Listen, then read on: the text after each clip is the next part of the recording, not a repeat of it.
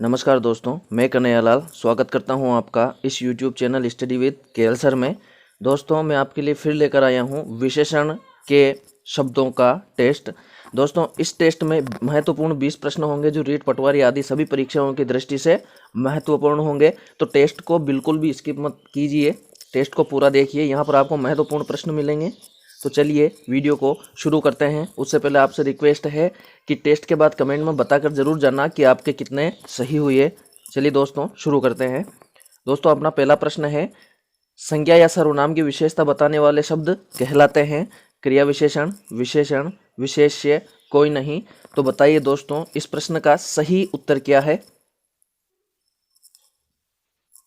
दोस्तों, इस प्रश्न का सही उत्तर है विकल्प नंबर 2 विशेषण, क्योंकि दोस्तों संज्ञा या सर्वनाम की विशेषता बताने वाले शब्द विशेषण कहलाते हैं। चलिए चलते हैं अगले प्रश्न की तरफ। दोस्तों, अगला प्रश्न है प्रश्न नंबर 2, निम्न में विशेषण का भेद नहीं है, गुणवाचक, संख्यावाची, स्थानवाचक, संकेतवाची। तो बताइए दोस्तों, इस प्रश्न का सही उत्तर क्या है।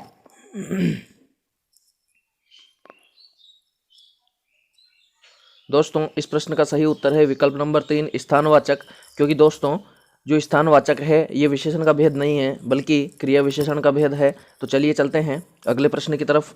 दोस्तों, अगला प्रश्न है प्रश्न नंबर 3, निम्न में परिमाणवाचक विशेषण है इस, काला, 2 लीटर, कोई नहीं। यहाँ पर नहीं है, वो टाइपिंग में रह गया, कोई नहीं। तो बताइए दोस्तों, इस प्रश्न का सही उत्तर क्या है। दोस्तों, इस प्रश्न का सही उत्तर है विकल्प नंबर 3 2 लीटर, क्योंकि दोस्तों परिमाणवाचक 2 लीटर है। चलिए चलते हैं अगले प्रश्न की तरफ। दोस्तों, अगला प्रश्न है प्रश्न नंबर 4, किस शब्द की विशेषता बताई जाती है, विशेषण, विशेष्य, एक व दो दोनों, कोई नहीं। तो बताइए दोस्तों, इस प्रश्न का सही उत्तर क्या है। दोस्तों, इस प्रश्न का सही उत्तर है विकल्प नंबर 2 विशेष्य, क्योंकि दोस्तों विशेषण द्वारा जिस शब्द की विशेषता बताई जाती है उसे विशेष्य कहते हैं और विशेषता बताने वाला विशेषण होता है। चलिए चलते हैं अगले प्रश्न की तरफ। दोस्तों, अगला प्रश्न है प्रश्न नंबर 5, निम्न में अनिश्चित संख्यावाचक विशेषण है कुछ, पीला, पुराना, 3। तो बताइए दोस्तों, इस प्रश्न का सही उत्तर क्या है। दोस्तों, इस प्रश्न का सही उत्तर है विकल्प नंबर 1 कुछ, क्योंकि दोस्तों ये अनिश्चित संख्यावाचक विशेषण है। चलिए चलते हैं अगले प्रश्न की तरफ। दोस्तों, अगला प्रश्न है प्रश्न नंबर 6, विशेषण की विशेषता बताने वाले शब्द कहलाते हैं, विशेषण की विशेषता बताने वाले शब्द कहलाते हैं विशेष्य, प्रविशेषण, एक व दो दोनों, कोई नहीं। तो बताइए दोस्तों, इस प्रश्न का सही उत्तर क्या है। दोस्तों, इस प्रश्न का सही उत्तर है विकल्प नंबर 2 प्रविशेषण, क्योंकि दोस्तों विशेषण की विशेषता बताने वाले शब्द प्रविशेषण होते हैं और जिस शब्द की विशेषता बताते हैं, विशेषण जिस शब्द की विशेषता बताते हैं उसे विशेष्य कहते हैं। तो यहाँ पर अपना सही उत्तर है विकल्प नंबर 2 प्रविशेषण।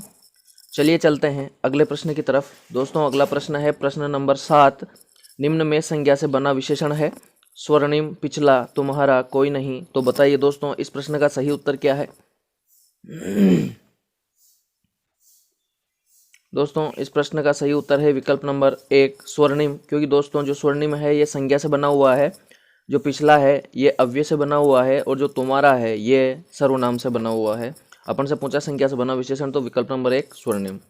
चलिए चलते हैं अगले प्रश्न की तरफ। दोस्तों, अगला प्रश्न है प्रश्न नंबर 8, निम्न में सर्वनाम से बना विशेषण है मेरा, बाहरी, झगड़ालू, रंगीन। तो बताइए दोस्तों, इस प्रश्न का सही उत्तर क्या है। दोस्तों, इस प्रश्न का सही उत्तर है विकल्प नंबर 1 मेरा, क्योंकि दोस्तों ये सर्वनाम से बना है, बाहरी जो है अव्यय से बना है, झगड़ालू क्रिया से बना है और जो रंगीन है ये संज्ञा से बना है। अपन से पूछा सर्वनाम से बना, तो सर्वनाम से मेरा बना हुआ है, तो विकल्प नंबर 1 सही है। चलिए चलते हैं प्रश्न नंबर 9, निम्न में अव्यय से बना विशेषण है, अव्यय से बना विशेषण है, निम्न में अव्यय से बना विशेषण है वंदनीय, राष्ट्रीय, हमारा, अगला। तो बताइए दोस्तों, इस प्रश्न का सही उत्तर क्या है। दोस्तों, इस प्रश्न का सही उत्तर है विकल्प नंबर 4 अगला, क्योंकि दोस्तों ये अगला अव्यय से बना हुआ है, राष्ट्रीय जो है संज्ञा से बना हुआ है, वंदनीय जो है क्रिया से बना हुआ है और हमारा जो है ये सर्वनाम से बना हुआ है। तो यहाँ पर सही उत्तर है विकल्प नंबर 4 अव्यय से बना विशेषण अगला।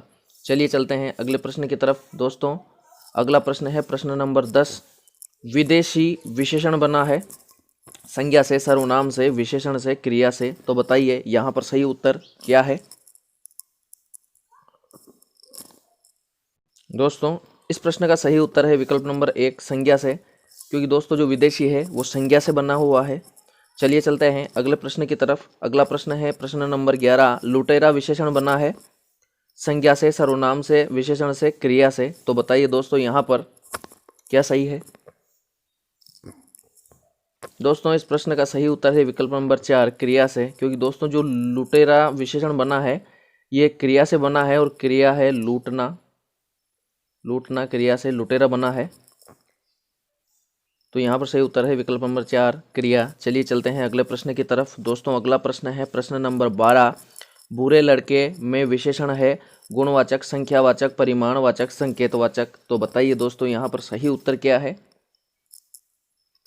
दोस्तों इस प्रश्न का सही उत्तर है विकल्प नंबर 1 गुणवाचक, क्योंकि दोस्तों गुण बता रहा है लड़के का कि कैसा है कि बुरा है, तो यहाँ पर गुणवाचक सही रहेगा। चलिए चलते हैं अगले प्रश्न की तरफ।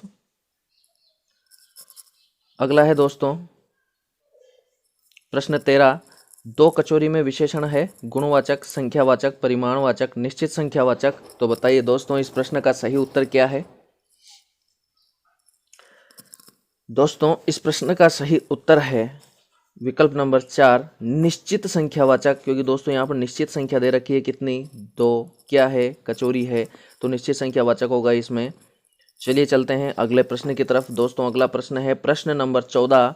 जरा सा तेल में विशेषण है परिमाणवाचक, संख्यावाचक, अनिश्चित परिमाणवाचक और गुणवाचक। तो बताइए दोस्तों इस प्रश्न का सही उत्तर क्या है।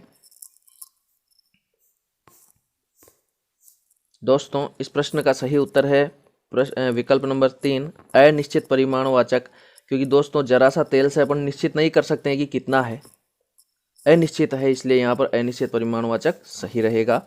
चलिए चलते हैं अगले प्रश्न की तरफ। दोस्तों अगला प्रश्न है प्रश्न नंबर 15। यह देश में विशेषण है निश्चित संख्यावाचक, गुणवाचक, संख्यावाचक और संकेतवाचक। तो बताइए दोस्तों इस प्रश्न का सही उत्तर क्या है। दोस्तों इस प्रश्न का सही उत्तर है विकल्प नंबर 4 संकेतवाचक, क्योंकि दोस्तों यहाँ पर जो यह विशेषण है वह देश तो संज्ञा है और जो यह है ये विशेषण है, तो यह संकेतवाचक विशेषण है। चलिए चलते हैं अगले प्रश्न की तरफ। दोस्तों अगला प्रश्न है प्रश्न नंबर 16। कुछ दर्जन केले में विशेषण है। अब जो केले है ये तो संज्ञा है और जो कुछ दर्जन है ये विशेषण है, तो कौन सा विशेषण है, अनिश्चित परिमाणवाचक, संख्यावाचक, गुणवाचक, अनिश्चित संख्यावाचक। तो बताइए दोस्तों यहाँ पर सही उत्तर क्या है।